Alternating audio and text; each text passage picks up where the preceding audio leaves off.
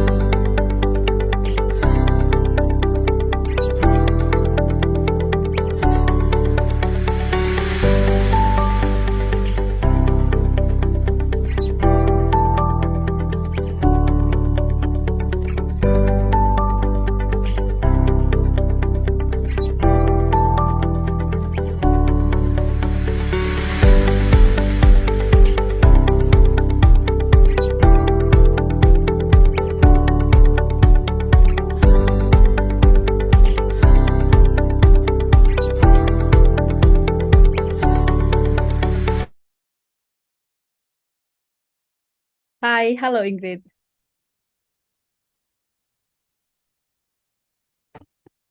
Hello there. Yeah, it's really good to see you. I would like to inform you that I will be your moderator today, but the presentation will begin in about 12 minutes. Is that okay for you to wait for the other It's not a participant to join problem. us? Okay, thank you so much.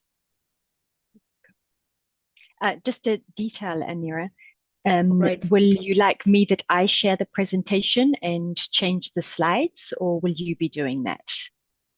I think this is up to you. If you okay with I will do the share for you for your screens, or if you mind, you can share your screen for yourself. Is that okay? Right. Yeah, ideally it's easiest if I do it and I can share my screen, but just in case for some reason it doesn't work, then I'll kindly ask if you can share the presentation. But we'll All try right. on my side first. That would be wonderful. Great. Thank you. Okay, no problem. No problem. Great. Thanks.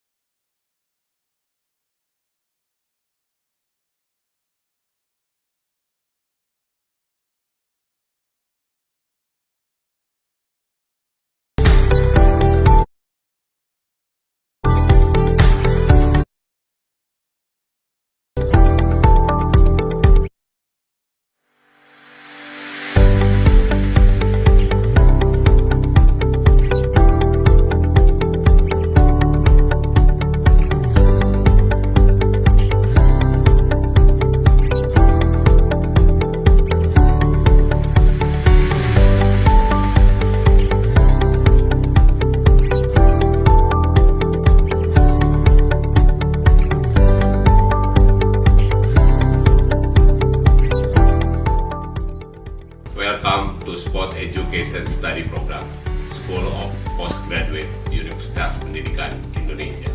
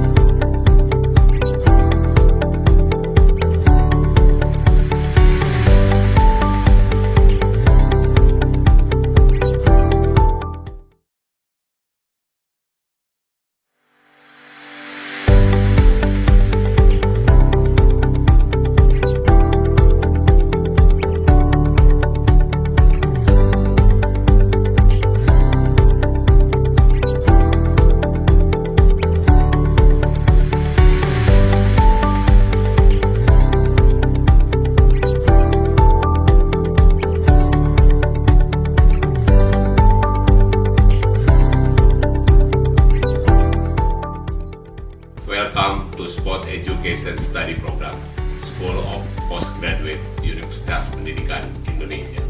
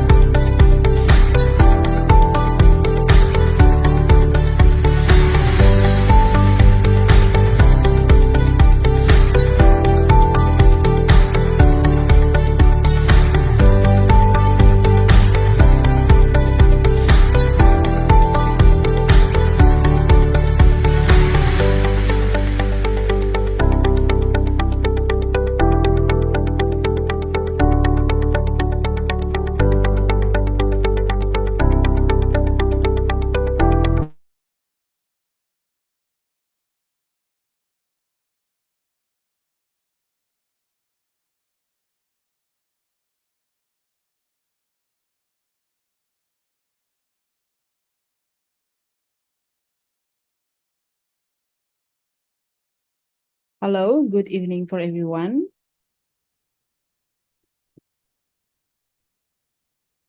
Okay, ladies and gentlemen, before we begin our last session with our keynote speakers today, allow me to introduce our keynote speaker, Ms. Inggrid Beutler. So Inggrid Beutler is a founder of Beutler International Sport Advisory, which focus on ethical imperative of sports. And she is a former elite athlete and international lawyer with nearly 20 years of experience working in international organization concentrating on sports. On sport integrity, human rights, development, and sustainability. She's also formal roles include integrity managers, IOC in Director Social Responsibility and Integrity Units, General Association of International Sport Federations, head of the UN Office of Sport for Development and Peace, and researchers at Geneva Center for the Democratic Control of Armed Force. She holds a Master in International Law from the University of Geneva and Law of Degree and Bachelor of Arts with a double major in Political Science and Geography from the University of Canterbury, New Zealand. So, hello, Miss Inggrid Beutler. It's really nice finally to see you here. It's wonderful to be with you all today, and my apologies for the time difference. I was flying today and there was some confusion. Right. So thank you very much for having me. I feel honored to speak at this international conference, and I hope you will be able to benefit from the next hour that we have together. I understand I will speak. I will make a presentation of approximately 1 hour, and then I will open up the floor and I can answer any questions you would have, or it may be you'd like to put them in the chat. I'm not sure how you're managing this hybrid conference. Okay. Is that okay? It's really okay. Thank you so much. As like you mentioned before, your presentation will last around 45 until 60 minutes. And then I will open the Q&A sessions in the end of your presentations. So the presentation maybe will be have in the chat room, and maybe someone will raise their hands to ask directly to you. Okay. Right. Okay, ladies and gentlemen, without further ado, Ms. Inggrid Beutler, you may begin your presentations. Thank you. I just asked, can you see my screen? Yes, we can see it. See my presentation? Wonderful. Yes. Okay. Welcome. Thank you, ladies and gentlemen, for having me. What I propose to do over the next 45 to 1 hour is to present a very high-level overview of sustainability in sport, providing some definitions and frameworks, some tools and resources that are available for you. Then we'll specifically look into sports events, how you, either as in your different roles, be you studying, researchers, academics, or working within the sports industry in your countries, and then close with some case studies and work that we are currently doing. So basically some basic concepts. I'm sure anywhere we are in the world, we understand that climate change is happening. Scientific studies show that. It's clear. This means clear long-term shifts in temperatures and weather patterns. You are sitting on one side of the world. I'm on the other. I'm in Europe. We are feeling it very much. I'm from New Zealand. They're feeling it very much throughout Asia, throughout Africa, on all continents. It's frightening. 2023 will be the hottest year ever recorded. Currently, we're really on that level. And with regards to sport, it's clearly impacting us, many sports.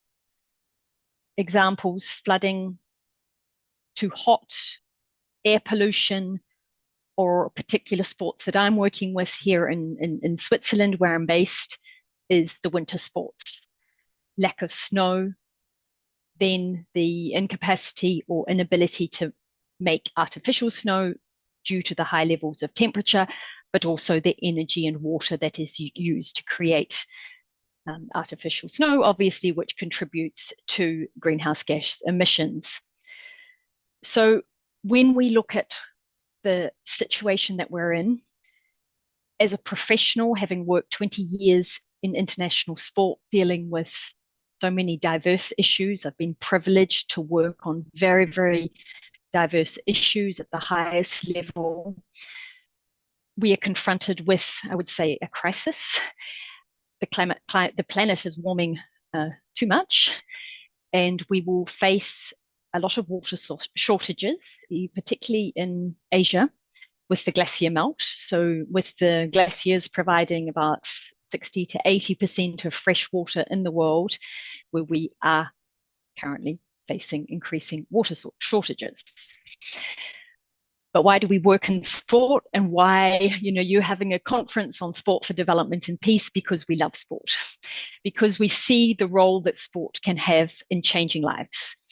And so the effort we try to do is that it is the model, it creates behavioral change. And so this is what we try to do. So when we look at sustainability in sport, we look at, I'd say, three broad pillars. Various names are given to them. Here I've provided a diagram with environmental as one, social and economic. The private sector, banks, companies, for example, they often refer to ESG, which is environmental, social, and governance. It's effectively the same thing.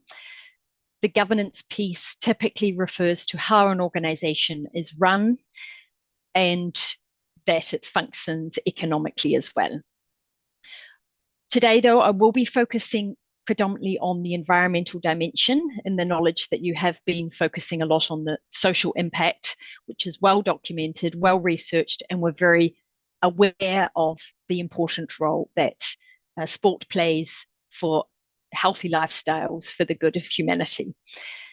However, the challenge ethically, as an ethical human rights lawyer, is that international sport requires travel, and travel is where our greatest footprint is. So we are reaching perhaps a limit with regards to, do we maintain the international travel, the international calendars of the hundreds, over 100 sports, international sports federations that exist, or do we rethink our calendars and rethink ethically what international sport is?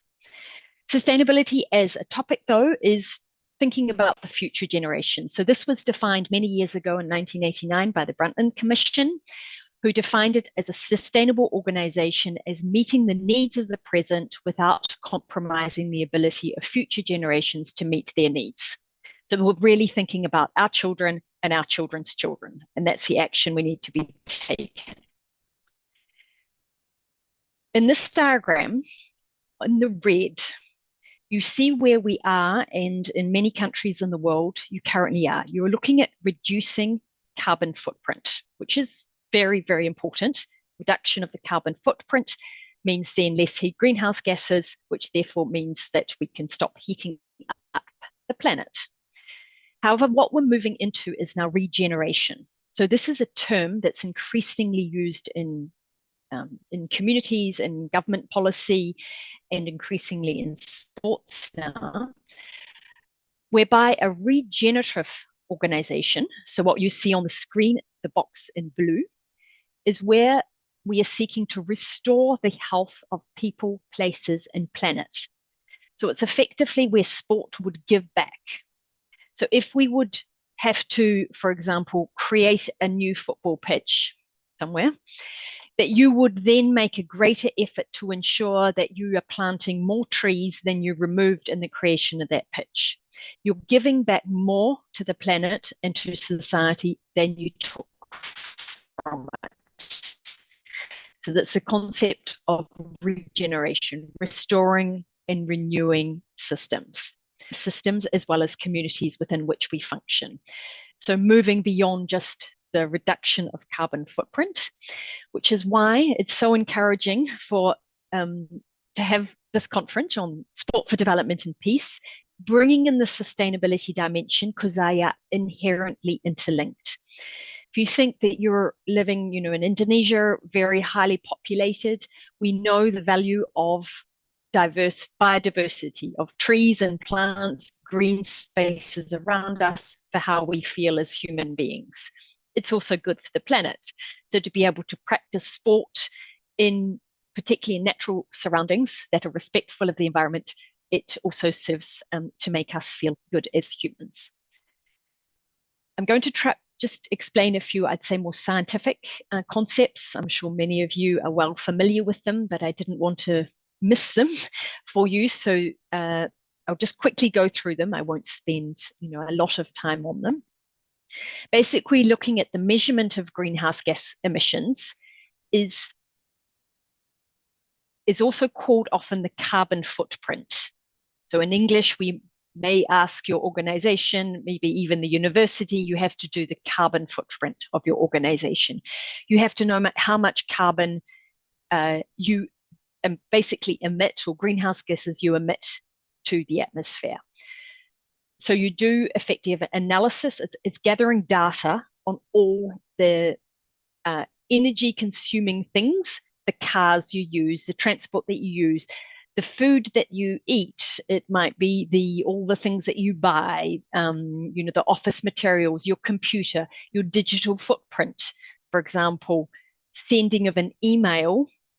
In many organizations, we no longer use the email with attachments because it's very heavy with regards to where it's stored on the servers.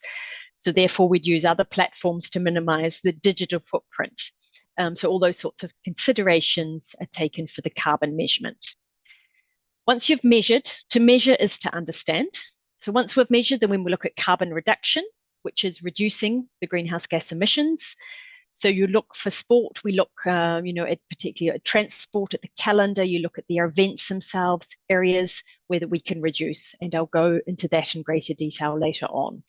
I mentioned ice rinks, for example. I don't know how popular ice skating is in Indonesia, but in many countries, they're high consumers of energy and water. So we're really looking in depth into them at the moment. Carbon insetting. Now, that's something that's not often in, let's say, media. It's looking at how you can reduce the carbon in your supply chain. So that would be, for example, all the uniforms that you purchase. So if you're a National Olympic Committee, if you're a national federation, a sports event, for example, you'd look at how you can influence reduction in carbon across your procurement chain, your supply chain, the things that you buy, and how you can influence that. So you try to do the carbon insetting.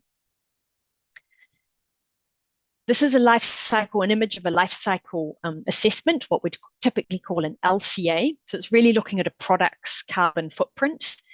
So thinking of where everything comes from. So in many countries now, from a legal standpoint, they're making it illegal, for example, to have single-use plastic. So in many countries in, say, Western Europe, you no longer have plastic bags. We no longer have takeaway for your food. There's no longer plastic.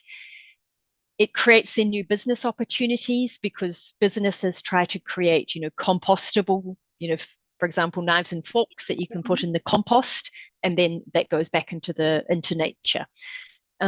So when you look at a product, always thinking of where they come from. So the resources, the top of the diagram here, how they're produced, the packaging, transport, how they're distributed, how they're used, and then how they're actually recycled, reused, etc.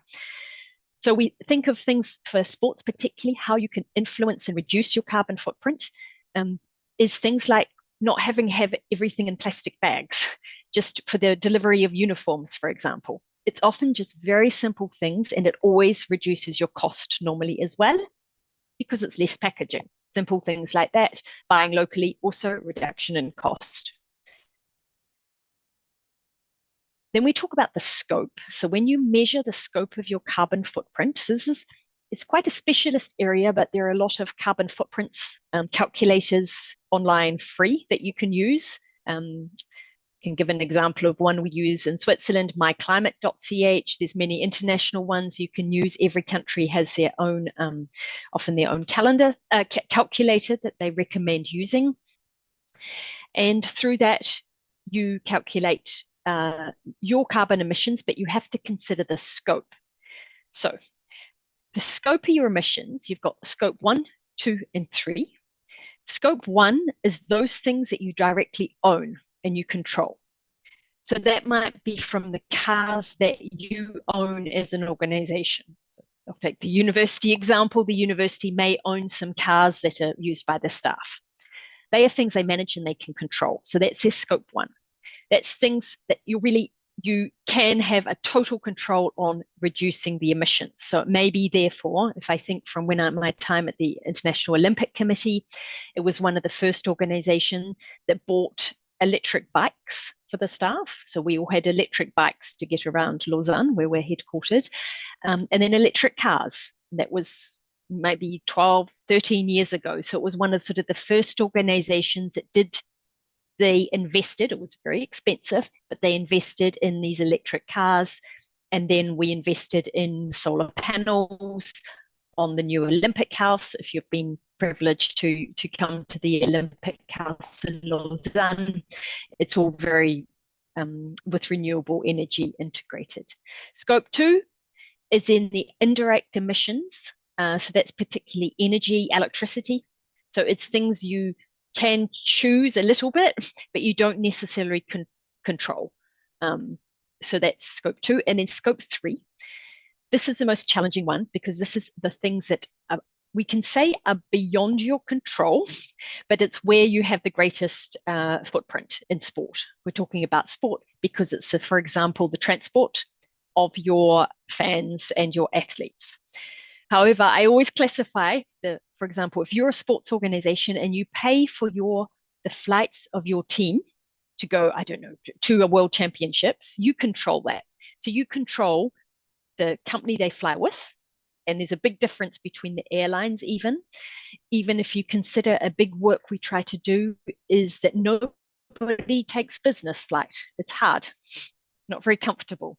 But the reality is on the carbon emissions, it's about 4 times more carbon emissions taking a business flight than a economy flight.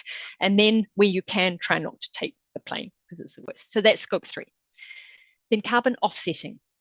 So basically you measure, then you try to reduce. And then in sport, we always have some, we've got a carbon footprint. We're moving, we're eating, we're functioning, we have our events. They have a footprint. So then you have to look at offsetting. So normally we would highly recommend that you're only offsetting, which is basically it's the removal of the emissions of carbon to compensate for the emissions that you made. So typically it's tree planting, or it might be investment in renewable energies, for example. It's a very, I'd say, complex market. We're in the voluntary market as sports organizations, but there's structures in every country. I'm sure in your countries you'll have the offsetting market for where you can you offset, and we just have to be very cautious where that money is going. That it's truly going into credible, good projects, not just tree planting for the sake of tree planting. That it's trees and that are, for example, local trees and plants that really contribute and are going to last for a long time. I won't spend too much time, but it's quite happy to answer any questions on that because it is a complex area. Many of the sports are now going for net zero. So you have the UNFCCC, which is the UNF the climate change framework. There's a sports for climate action, and they're calling on all sports to become net zero by 2040, which is basically where you have your emissions and then you try to remove them through offsetting to reach net zero. So it's a balance between the amount of gases you produce and those that you remove from the atmosphere, obviously with trees, for example, absorbing carbon. But there's considerations like additionality, where they have your project that you're investing in has to contribute more than it wouldn't happen otherwise. Okay, so here what I've done is I've just shared some examples. I hope I'm not going too fast. People can understand me. I have a strong accent. Okay. No, it is fine.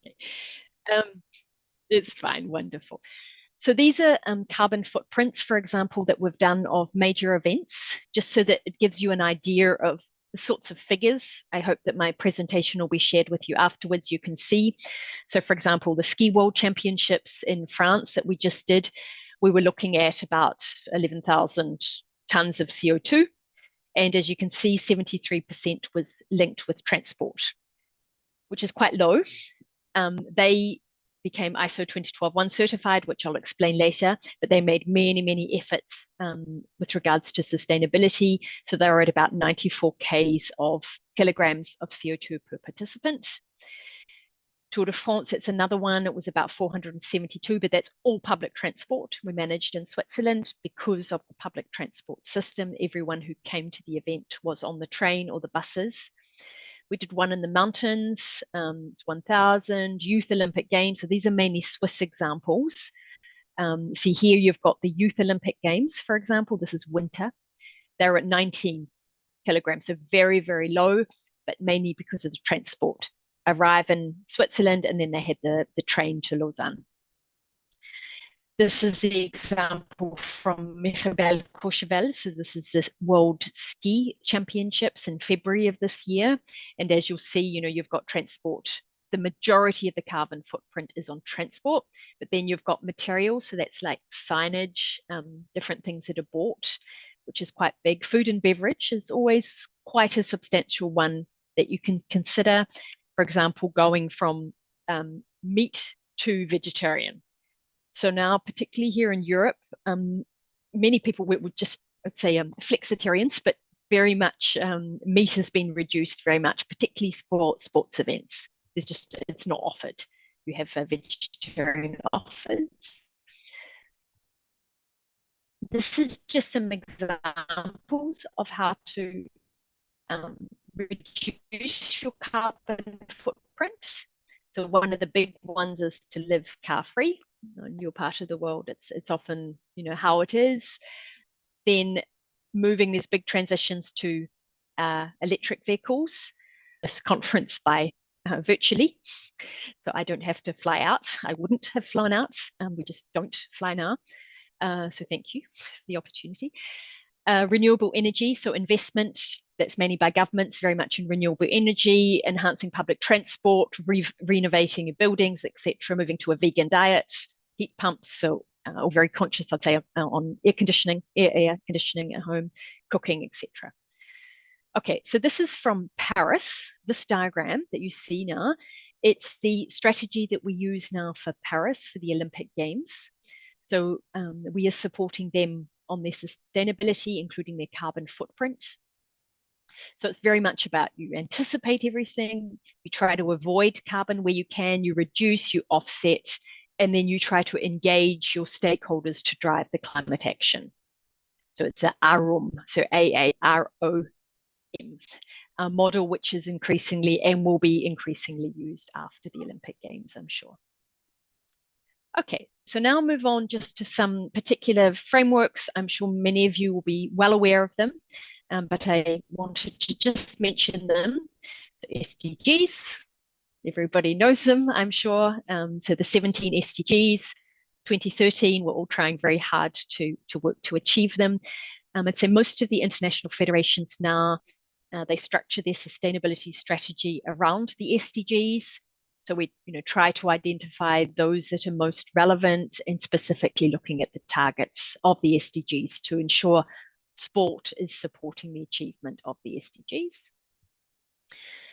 This is UNFCCC, the Sport for Climate Action. So this one, some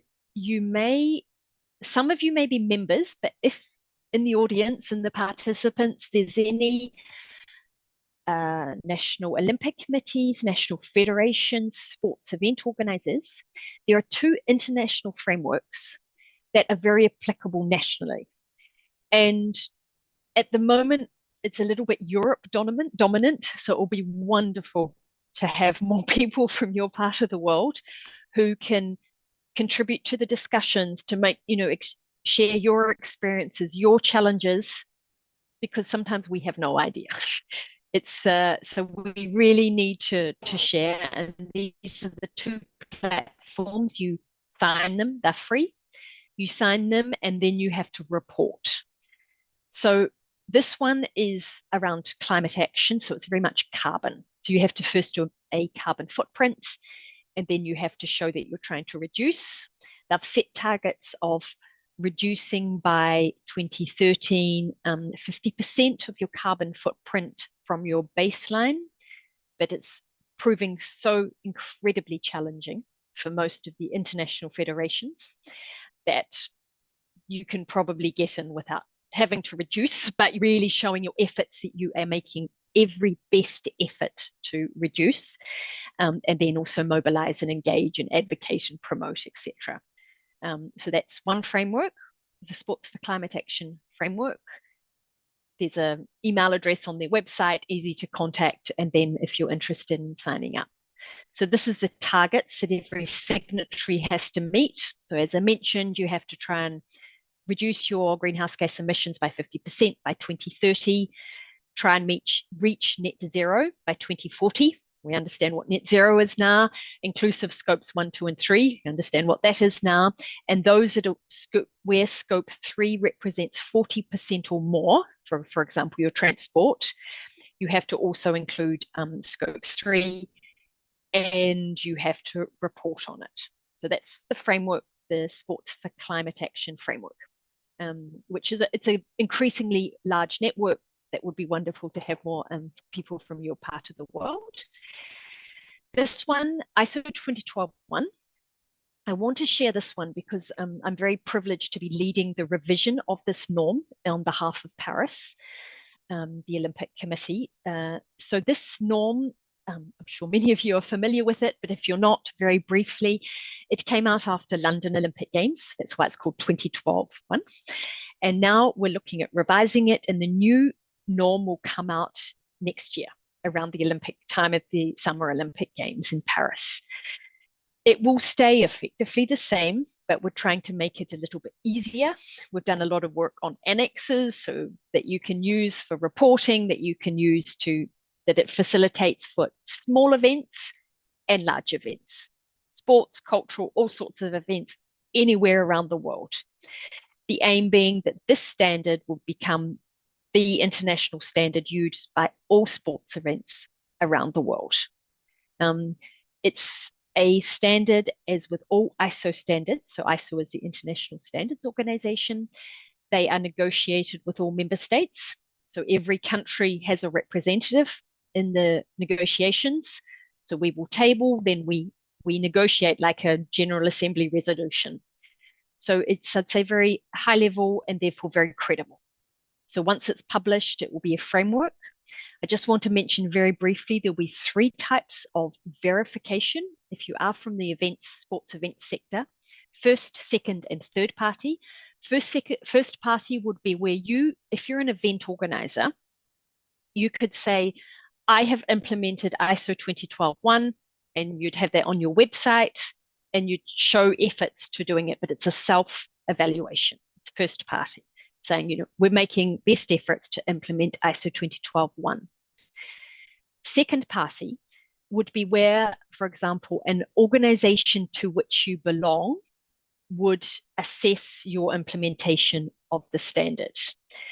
So it might be your national federation would come in and verify that you have implemented the standard at your event. And they would give you that, maybe I've called it in the norm a conformity, certificate of conformity. And then, so it doesn't necessarily need to cost much at all.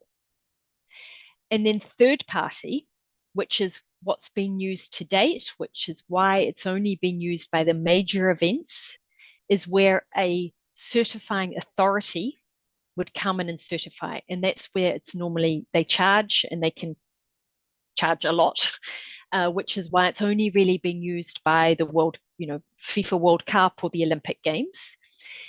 But we do aim that the standard now can be used by a small running event, a small cricket match, just any small, it provides a structure for you to ensure that you consider you engage with your stakeholders, for example.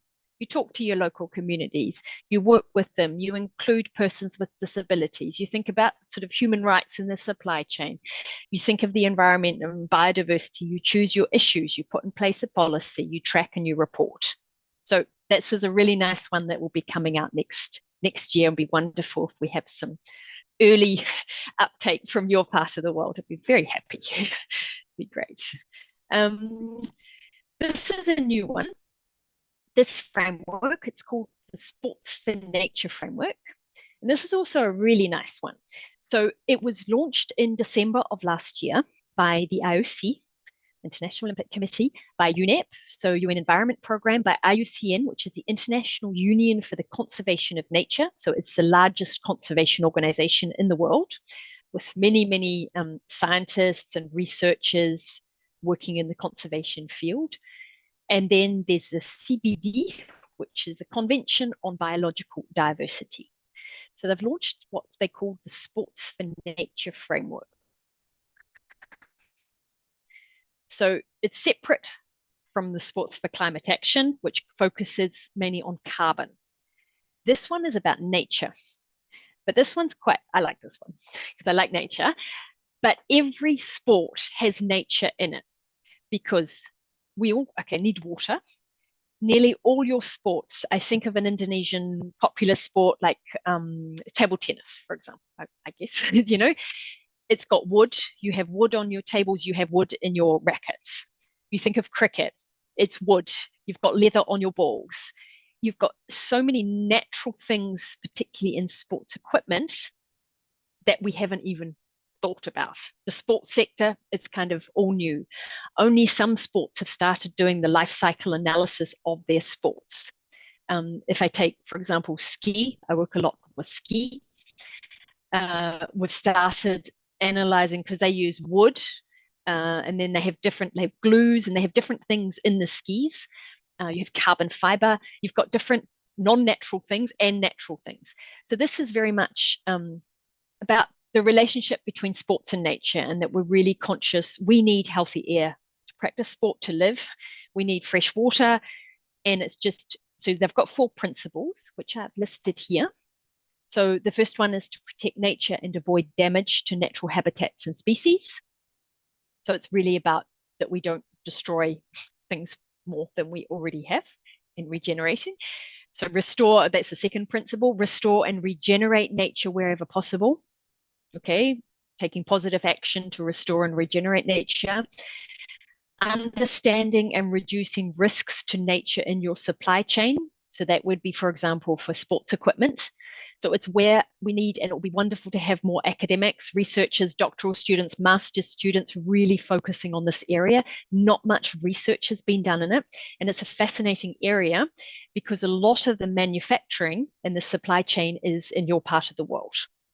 So, you think you're producing a lot that's used all around globally. And that really we understand from A to end use on the sports equipment, particularly side of things. And then the 4th principle is to educate and inspire positive action for nature across and beyond sport. 4 broad principles. If you're a sports organization, sports event, so this is more for sports organizations as well. Sports for Climate Action is more for events. You have to be an event organizer to become a signatory. This accepts organizations. So NOCs, for example, maybe you don't organize events, but you can become signatories. It's very professionally run, really, I'd say very dynamic. It's it's a good one, this one. So please, I encourage all to look into it. They have a website. They'll soon have a new website, and they're developing toolkits, translating into different languages. So it's something that could be potentially very nice for Indonesia and your stakeholders to engage with. Okay, moving on. So then we've got the IOC. So if you're not aware, they have on their website many, many sustainability essentials to help you on your journey, different tools, something like the plastic game plan for sport that I show here. Bottom of the screen is particularly well done and very, very useful. And then how to engage athletes, for example, how to be a sustainable champion. I put the link, so please don't hesitate to refer to them. If you want case studies, even in your research, you're looking at a particular area, it might cover human rights or other sport for development topics as well in the broader sense. This platform, this is done sustainability.sport. It's basically all the case studies from around the world, particularly international federations, NOCs, national federations. Don't hesitate. And if you've also got case studies to share, then you can just contact them and they will upload them on this database. It's a good database. We've also got this. This was developed by the 11th hour racing. So it's actually the sailing community. So sailing as a sport is very, very advanced with regards to sustainability, probably more than any other sport. The fact it takes place on water, they had the microplastic pollution, so particularly relevant for you in Indonesia. They've invested now in tools that can benefit all sports. So I've worked with them. We've developed this sustainability toolbox.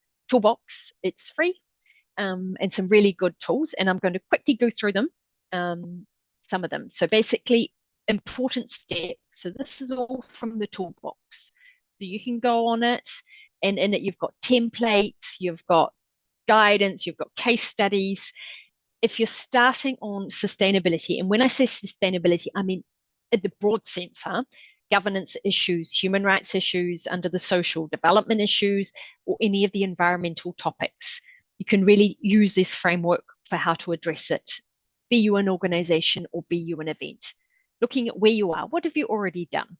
I'm sure everybody has done something. Then you look at developing a sustainability policy.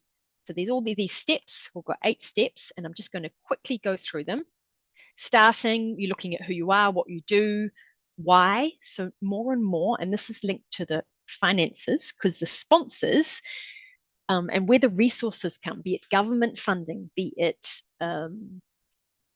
private sector like corporations, they now have to, often in many countries, have to report on what they're doing for ESG or sustainability.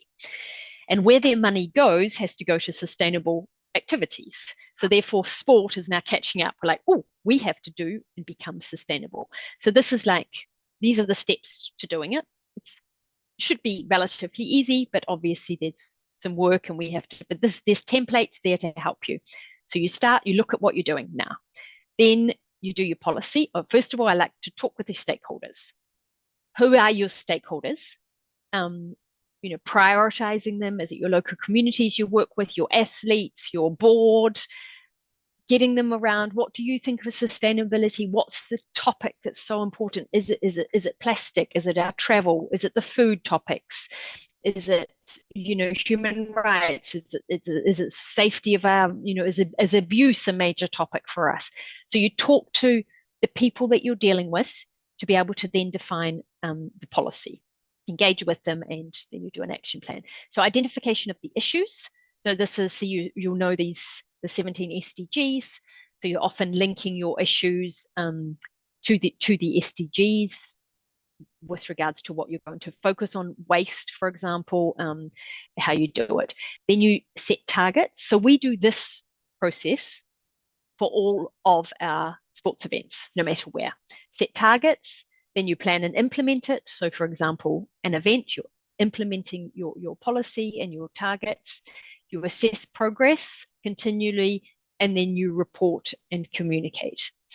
We have a big challenge at the moment of greenwashing. So I don't know, how confronted with you are with it in Asia, but in Europe, companies are now being taken to court for greenwashing. What we call greenwashing is when they're trying to sell a product as green and sustainable when in fact it's not.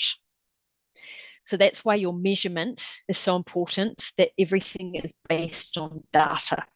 So even if you're just collecting data now, that in 12 months, 2 years' time, you can report on progress. You can report on the number of community activities you have, the number of engagement opportunities, what your efforts with regards to waste, transport, that you're really gathering data, then be able to report and communicate on it. Okay. And now I will move on to some examples that hopefully will support you. So this is the strategy that has been used by the International Olympic Committee. So this diagram that you see here, this is the basis of their strategy. I find it a very useful diagram that's applicable for any organization anywhere in the world. If you look at the graph, you have at the bottom control moving to influence, and then up the vertical line, we have from the impact where you're going from, up the vertical line. So the IOC as an organization, they control themselves, for example, their staff, making sure that the building's sustainable, but the impact is quite small in the sense that you're not influencing millions of people around the planet. And then the IOC is owner of the Olympic Games, is another level out in their sphere of influence. And then as leader of the Olympic movement, they have even greater influence and therefore greater impact, which is why they need to be, I'm not saying they are, they're trying to be exemplary. But I think it's a good exercise for any organization, whatever you are, whether sport or not. It's the activities you can really control and manage and measure, and you can stop having plastic in your office and that you recycle all your waste and everybody walks or bikes to work, that you say no to flights unless it's really, really essential. The whole strategy for your organizations and us as individuals, we can try and do our best. And then as we go out, we have greater influence. So for example, the National Olympic Committee may have more influence as a influencing body than maybe a small event. And then you choose your issues. So the IOC, for example, they've divided into 5 sectors that you can see in the colors, areas that they focus on. The challenge in sustainability, it's a very large field and we can get lost. So it's quite nice to focus on specific issues or areas that we want to work on. And so there they've gone infrastructure and natural sites. So for example, no new infrastructure is to be built for the Olympic Games. So they put that in the bid. So right at the beginning, host city contract, implementation, and then hopefully it won't happen. Not saying it doesn't. And then looking at sourcing and resource management, that would be, for example, of uniforms, etc. Mobility. So this is a big one. Someone like the IOC, because they like flying around the world. So that was a big effort. So now, for example, every department has a carbon budget. So you have your money budget, and now you also have your carbon budget. So you're only allowed to use X amount of carbon in a year. If you've used it, you can't fly or can't use any more. There's no more given. So it's a way of controlling people going to conferences and going everywhere. Workforce, so that's a big one on the supply chain as well, to making sure that everybody is looked after and limiting the impact, and climate, which is broader I'd say with regards to carbon. As I mentioned, this is a really useful guide on plastic, particularly relevant for your part of the world, and just thinking of all the different areas where plastic is used. Signage. So, at events, we all have the big signs with the dates. Now, I see you have a virtual thing around behind you. If you do have a sports event, you don't put the date if it's a recurring event. So it might be a running race that's every year. So you don't put the date on it so it can be reused year to year. You've got all of the deliveries wrapped in plastic, wristbands, you've got athletes' clothing, so there's a big lot of work being done now on the clothing, because in sports clothing, a lot of plastic is used actually in the technical clothing. Big innovation. A big thing here is on the cups, so plastic cups, no longer, or you buy it. So you buy a drink, for example, and you use that cup, and then that's your souvenir that you take home. So you pay $1 for your cup, and either you give the cup back and you get $1 back, or you take it home with you for a souvenir. So small thing, but when you've got thousands of people coming to events, it's a nice system.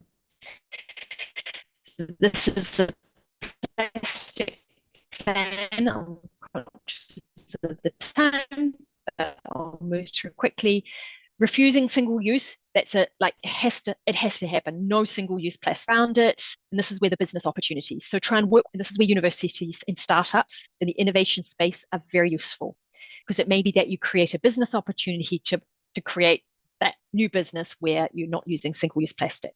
Trying to reduce the amount of plastic everywhere, reusing everything. For example, we had at the French World Championships for ski in Mirabel-Courchevel, it was sponsored by a water company. And they wanted to give little plastic bottles. And I'm like, no, we don't accept plastic bottles. So then they created the water big boxes, like 20-liter boxes, so in cardboard, and inside was a membrane made with a compostable plastic, so we could, and that was filled with water. And then everyone had their water bottles, they simply filled up, and it worked. And we had thousands of athletes, so it's doable, but innovation, working with the companies to make that change, replacing and recycle. I provide just an example from a NOC. So this is the Czech Olympic from the Czech Republic, their Olympic committee. So they've done a good job in having quite a detailed sustainability strategy. They've based it on the model of the IOC. I share it because it might be a nice one for your, in Indonesia as well. So there they've looked at, as you'll see, the bottom COC, so the Czech Olympic Committee as an organization, organizer of events, and then a partner and influencer. And they've chosen 4 pillars to work on.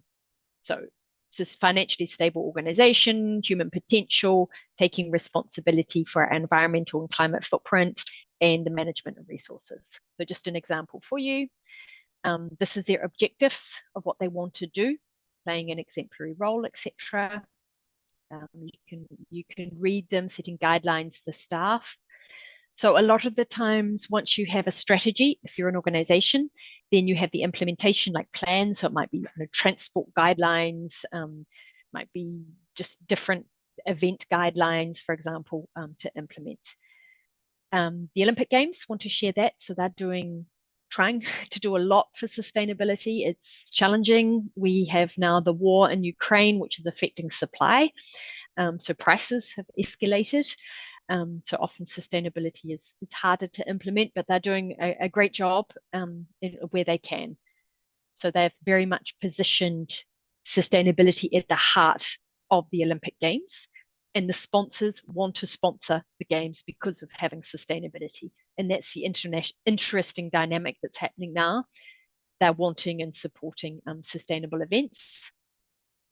Very much about eco-responsible games, boosting regional growth and appeal. So you can think anywhere in the world, this is applicable, open opportunities for everyone, improving health, information. It's just some of their strategies. It's their carbon strategy. So I shared that with you earlier. So very much on renewable energies and everybody using public transport, which is not evident because your people that are used to having private cars, for example, for the Olympic Games, and they have to take the metro, and so it's an evolution. I shared from Pyeongchang. So more in South Korea, they had a sustainability strategy, and they tried to really work a lot on reducing their impact, which was particularly through the investment in their express train, recharging, etc., and a lot on renewable energies. So that was one of the case studies. This was one that we did that I've shared the example before from the French ski World Championships, where it's even though it's in French, but we had it sort of under 4 pillars, and you're really looking at the social dimension, the economic dimension, and the environmental dimension. It's effectively that. And there we go at 20 minutes. Thank you very much. I'm happy to answer any questions that anyone would have. Okay, thank you so much, Ms. Inggrid. This is a really interesting topic. But before we begin the Q&A, please allow me to give a brief summary with your presentation to the audience in Bahasa Indonesia. Is that okay? Certainly, of course, please. Oke, baik Bapak Ibu, ini hanya ringkasan terkait dengan presentasi dari Inggrid Beutler. Jadi beliau menjelaskan terkait dengan sustainability in sport seperti apa. Ada 4 topik. Yang pertama beliau menjelaskan bahwa saat ini climate change sangat betul-betul terasa, di mana tahun 2023 adalah tahun terpanas yang terjadi saat ini. Nah, beliau juga mention bahwa olahraga merupakan salah satu media untuk dapat membuat perubahan, terutama pada lingkungan kita. Nah, betul ada tantangan yang dihadapi bahwa pada saat melaksanakan event olahraga internasional, salah satunya di sana akan ada memerlukan travel luar negeri yang sangat banyak, di mana atlet, fans, dan seluruh peserta itu akan melakukan perjalanan luar negeri menggunakan baik itu pesawat, kereta, dan jenis kendaraan lainnya yang memerlukan atau memberikan dampak emisi yang sangat besar kepada alam. Nah, beliau juga mengatakan bahwa regenerasi atau regeneration adalah salah satu solusi yang ditawarkan. Jadi, kita harus memberikan lebih dari apa yang kita ambil kepada alam. Nah, selain itu beliau juga menjelaskan terkait dengan istilah-istilah yang digunakan, ada pengukuran karbon, kemudian carbon reduction, dan juga carbon insetting. Nah, di situ juga beliau menjelaskan terkait dengan bagaimana life cycle assessment untuk penilaian siklus hidup pada saat melaksanakan sport events.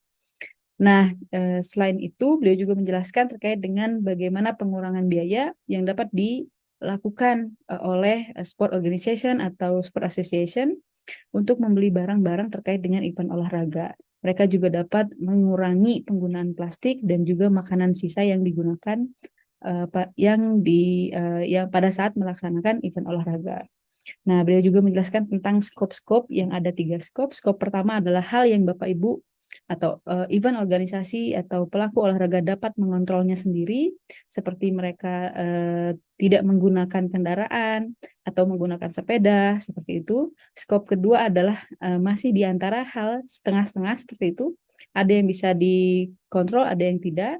Sedangkan skop ketiga adalah betul-betul yang organisasi itu tidak bisa mengontrolnya.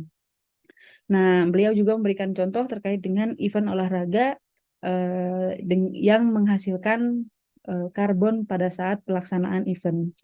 Nah, di sana waktu itu dijelaskan terkait dengan bagaimana Ski World Championship, kemudian Tour de France, kemudian Omega Golf Master, dan juga Youth Olympic Games di Lausanne. Nah, dikatakan juga bahwa transport merupakan penyumbang terbesar dari emisi yang dihasilkan pada sport events. Beliau juga menjelaskan terkait dengan ide-ide terkait bagaimana cara olahraga mengurangi penggunaan karbon. Nah, ini juga ada tawaran kepada Bapak Ibu yang mungkin sekarang yang bergabung di KONI atau asosiasi organisasi lainnya untuk nanti dapat berdiskusi tentang bagaimana olahraga, khususnya di Indonesia, bagaimana olahraga dapat berdampak pada climate change. Nah, tadi juga dijelaskan tentang ISO internasional, standar penyelenggaraan event olahraga, bahwa saat ini pada saat untuk mendapatkan ISO tersebut, maka seorang event organizer harus mengurangi yang pertama konsumsi energi, konsumsi air, dan juga bagaimana manajemen dari sampah. Dan terakhir dia juga menjelaskan terkait dengan apa saja hal-hal yang sudah dilakukan IOC untuk mengurangi emisi ini melalui berbagai strategi yang dijelaskan seperti yang tadi sangat menarik bagi saya adalah pada saat kita ingin membeli minum di acara event olahraga tersebut, kita harus membayar untuk cup ya atau gelas, mungkinnya gelas plastik seperti itu. Dan pada saat kita ingin mendapatkan uang kita kembali untuk plastiknya, maka kita harus mengembalikan gelas tersebut. Kalaupun tidak kita kembalikan, maka itu akan dianggap sebagai souvenir seperti itu. Nah, mungkin itu saja untuk ringkasannya. Mangga Bapak Ibu yang ingin bertanya, saya silahkan untuk raise hand atau menulis pertanyaannya di chat box in English. Okay, thank you, Beutler. I will invite the participants that maybe they have any questions. So for all participants, all right, okay, we have Chamtinas here. Hello, Professor Chamtinas. Hi, Anira. Nice to see you. I'm sorry I cannot make my camera on because I'm traveling. Actually, I'm on the road in a train. So I hope you can hear me well. Yes. So I have a question. First of all, thank you very much for the wonderful presentation. So probably this has been one of the best presentations I've ever listened on sport and sustainability. So amazing, lovely. So my question is, I am a board member at Tennis Europe, and I'm also a board member at Turkish Tennis Federation. So as Tennis Europe, we are in charge of 48, actually we are in connection with 48 different national federations. So for many of these organizations, since they are operating only with available budgets, anything what we ask from them in terms of sustainability is some kind of burden, extra work. So, and it's very difficult for us to put them on the same page with us. So creating the mindset. So probably the toolbox you shared is something useful for that purpose. But what practical suggestions can you make us to be able to motivate our stakeholders in terms of creating some initiatives for sustainability? Thank you. Thank you for your question. And it's a pleasure to hear from you, sir.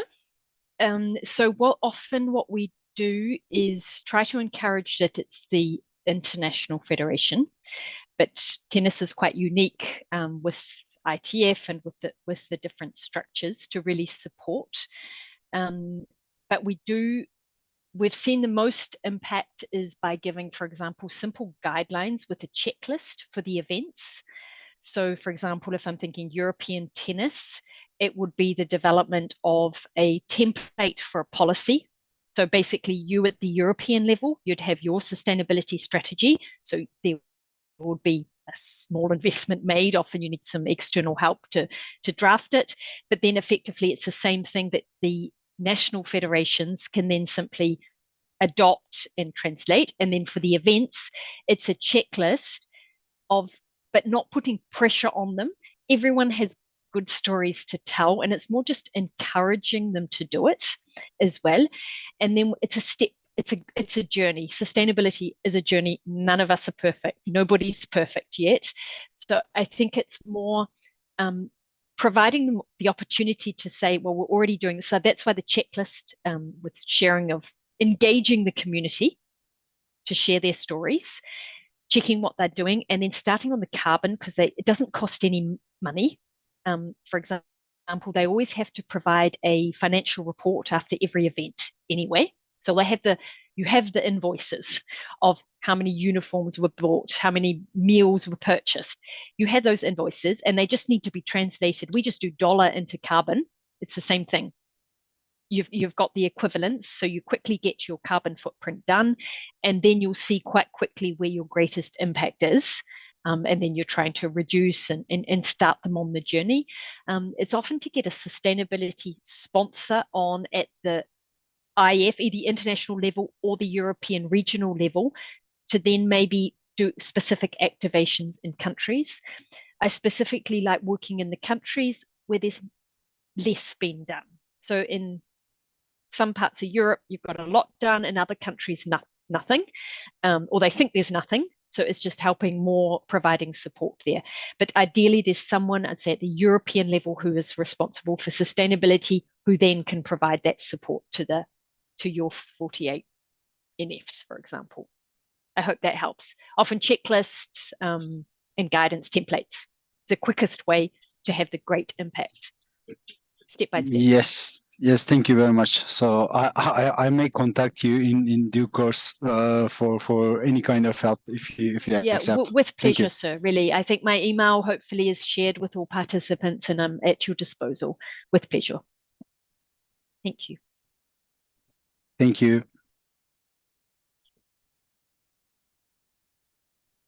Okay, thank you, Professor Chamsinas, and thank you for Inggrid Beutler for the answers.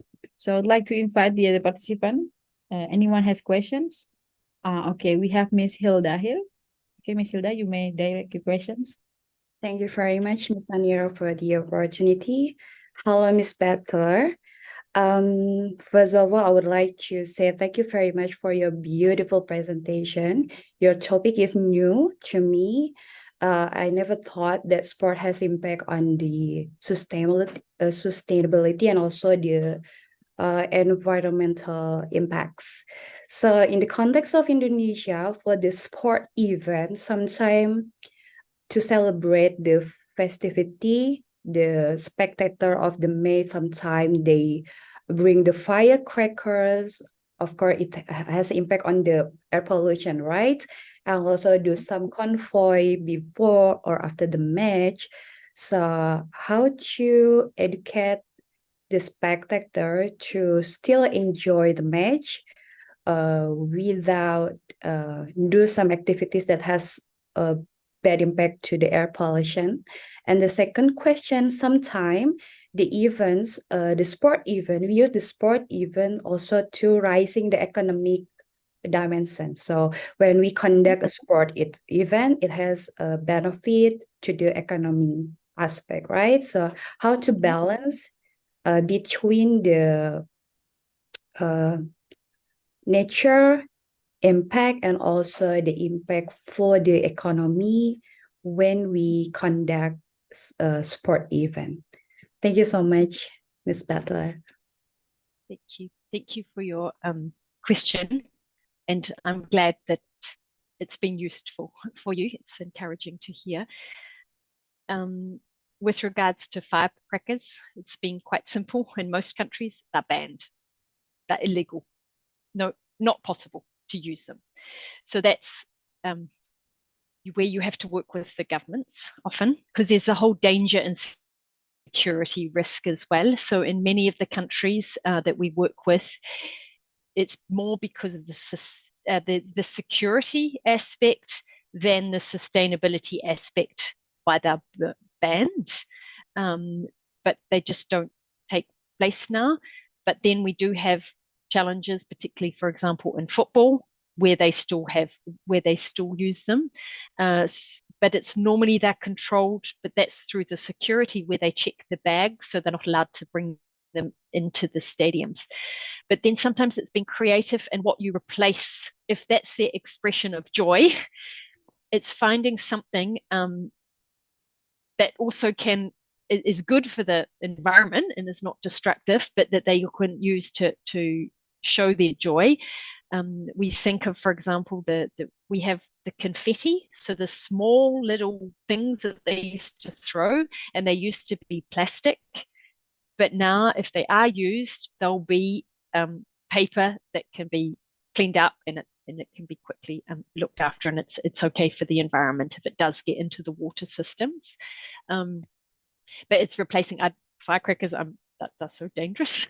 So it's more trying to get them out but I'm living in the most controlled environment in Switzerland where everything is regulated. So I understand the concerns, but then that's normally on the legal side of things. So you'd make it that it's prohibited. So either the law of the country or the sports rules at that event.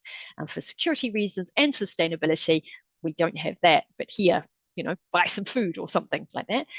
On the economic dimension, so that's sustainability is good in the sense that we try to encourage only engaging local people, that people coming to the event, they stay for a long time. So it's more the sustainable tourism. So if you're going to come to an event in another city, that you stay for the sports event, but then you also stay, a few days longer, and then you're contributing to the economy. So the economic impact is normally can be beneficial, recognizing every event costs money, but if you're having it, the people, for example, all the food, if you're selling food and drinks, it's all local people, it's local food, it's local farmers, everything's local. You're not buying stuff in plastic containers from another country. You're working with the people that live in that community. Even in Paris, they try to have it within a 50K, and it's a city, our big city, that the food is produced and all the people hired. So you're benefiting really the people, the communities where you're functioning. And I think that's a really nice positive evolution that can work anywhere. I hope that answers your question, Hilda. Thank you for it. Yeah, thank you very much, Ms. Beutler, because I think it is important to understand how we prepare the program before we make it as a policy and advocating that policy to the government or to the NGOs. So we have to make sure and prepare what should be done for all the local people, So they Yes, still yes. gain the benefit in economic way, but in the same way, we protect the nature by considering what we sell, how we sell, and Mhm. what kind of food, maybe how we packaging the food or the product. So that's really good insight. Thank you so much, Ms. Beutler. Yeah. You're welcome. Thank you. And that's why it was mentioned in my presentation about engaging, I called it engaging with stakeholders, that really right on. So that's why I put it always before you draft the policy, is you talk to the people, you talk to the non-governmental organizations, you talk to the government, you talk to the local communities to try and work out, what are the topics, what are the issues that really concern them, and that they want. Is it jobs? Is it simply jobs? It's food, it's economics. Then let's think how sport can contribute to making more jobs. Is it more coaches that they're actually paid, the young people are paid to come and train the next generation? And that might be through the government health budget or the development budget, just so thinking quite creatively sometimes in how our sport can benefit communities. Thank you. Aye. Thank you so much. Okay, thank you so much, Ingrid Beutler. We have one question in the chat box. Let me read it for you. So thank you for your insightful presentation. From your presentation, I'm wondering, was there any data about how much the waste of the waste produce from the sport events and how they manage it? This is a question from Nisa. Okay. Yeah, thank you very much. So waste is a major one for our events. So yes, we do have data. So it's becoming less and less as we work on the reduction of waste. So this is where you have to talk with your local governments. And this is where sport can be wonderful in influencing change. So at the moment, so you may see that after a sports event, you have one rubbish tin and it's full, and you have big containers of waste and there's no sorting because maybe there's no recycling available in your community. But then you can go and say, well, let's start a recycling program in our thing. And this is where the new jobs are created. So you'll go, okay, you speak with the local government, with the waste sorting things to put in place, recycling. And you always just, my thing is you have to be very careful with sustainability, that it's not greenwashing. That, for example, in your event, you don't have a bin for compostable waste, which is like food waste, glass, paper, and then everything else. And then it gets picked up by one truck and everything goes into the same truck, and then it goes to your land waste. So that's why you have to, the issue of waste is massive for our events. Yes, we measure it for the carbon footprint. Why carbon footprint? Because it's linked to the trucks that come and pick it up. So for example, we just did a golf event here, the Omega Golf Masters, and there they reduced it. You had glass because there was a lot of wine and champagne that was consumed. There was very little food waste because you've calculated how many people very precisely are going to attend. And then you have a collaboration with like local communities, maybe homeless people, that they get the weight, that there's no food that should be wasted. We have to be careful with hygiene, especially in your climates. But it is possible that you manage your event with no food waste. For example, now when we go to conferences, our local, you always register and you confirm just before, will you be there, to make sure there's no food waste. So meals are very precise.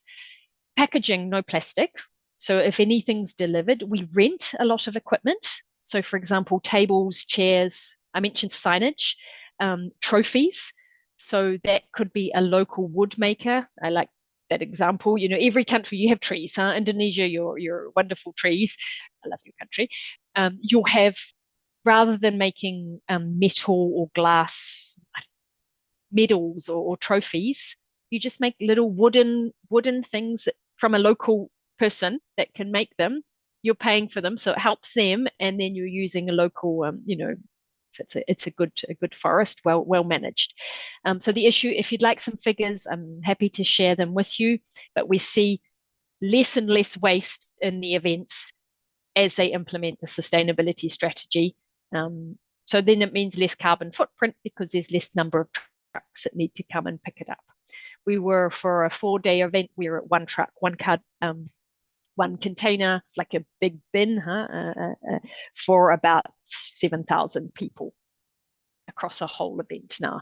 So often people have to take their waste with them. So for example, if you come to an event, you have your backpack, you've got your water, you have some food, you take it with you. You don't leave it at the event. Hope that helps. Okay. Thank you for the question. Yeah, thank you so much. I think this is really good because in Indonesia we doesn't we don't have any specific regulation about the waste, unless when I travel to Korea, you cannot put any garbage on the place. You need to bake it home and then put in the separate place. But in Indonesia, maybe you don't not have yet. recycling. Is there? No. There's glass recycling. Do you recycle glass? Not even glass. Unfortunately, I think no, but not in all. Maybe just a little. I don't know. But in my environment, in most of Indonesia, we don't have recycling. Okay, and no paper. Do people have compost at home for your food, for example? Do you have your garden? Because that's an easy one, huh? That you can all start. You don't need the government, because there I'd say, okay, well, I need to talk, this is governmental stuff, huh? Because they need to do that supports you at sport, and happy to support on that. But as people, and you have a garden or even a terrace, huh? Everywhere you get a little box, a plastic box. There it's best in plastic. You put your food waste in it. So you have your apple core, your fruit, seed, everything goes in there. And then it had compost, and then it goes into use it for the garden. Yeah. Right. Yeah. Maybe I think that is maybe happen in Indonesia, but not all of them. I think maybe just 20% of Indonesians doing that. I think this is a major issues in here. And major also issue. Yeah, this is a governmental one, huh? Right. Yeah. Okay. Yeah, and regarding the research about the question that Nisa asked, I think there is important that maybe the master or PhD student can research about how much the waste of the sport event produce in one sport event. For example, we have national competitions in Indonesia that last for a week. That every athlete from Indonesia compete in one place. So that's mean they will produce a lot of waste, and I think there is no single research that has been done this before. And I think this will be great to have research about this. Yep. And exactly, because that research would influence then, because then we can compare it with all the data that we have. We've got multiple events. We'll have the Olympic Games. We'll have major events around the world with the different countries, what their policies are. And if you had the research done by students in Indonesia of your existing events, and it's quite easy. I'll be happy to share maybe after. Measuring. It's just you measure the containers. You have to weigh it or by volume. But if it's not sorted, then it's probably going to be by volume. But you have to really follow through. You have to have people responsible for waste during the event to measure, to collect at the end of the day before the trucks come. So it's quite a precise. But but would be probably then worth it to do it, to then go to the government and say, come on. And it's an opportunity, because we have recycling, the paper recycling, they make new products. You've got it's a whole industry fact. Right. Thank you so much. I think if you don't mind, we will maybe if we have something about the research, we will have to contact you and further about how we can manage to go the research to do it. Okay. Thank you. For last time, maybe I would like to invite another question. Do we have any question from the floor or from the participant? Okay. Just like you said, I will share your presentation with all of the participants in your email. Maybe they will have to contact you. Thank you so much for your generous offer. And once again, thank you so much, Inggrid Beutler, for a great presentation. This is really beneficial for us to understand more about sport and sustainable strategy. Before we end this session, I would like to invite all of the participants to switch on their camera and have a photo session with our keynote speakers. Oke, ya, Bapak Ibu, tolong dibuka dulu sebentar kameranya. Okay, we'll begin for the first slide. 1, 2, 3. Okay, the second one. 1, 2, 3. Okay. Okay, once again, thank you so much, Inggrid Beutler, for a great presentation. Thank you. All the best. Have a wonderful conference, and please don't hesitate to reach out to me. I look forward to continued engagement with you. Okay, thank you so Bye-bye, much. everybody. Bye-bye. Bye-bye.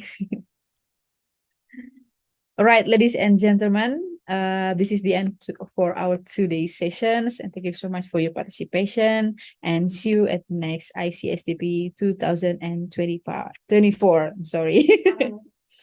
And don't forget, tomorrow we still have the parallel sessions for the presenters. Please prepare. We will begin at 9 p.m., right? At 9 a.m. Please join us half an hour before. Okay, good evening and bye-bye. Terima kasih ya, Bapak Ibu. Sama-sama, Mbak Nera. Izin live ya. Champinas, thank you.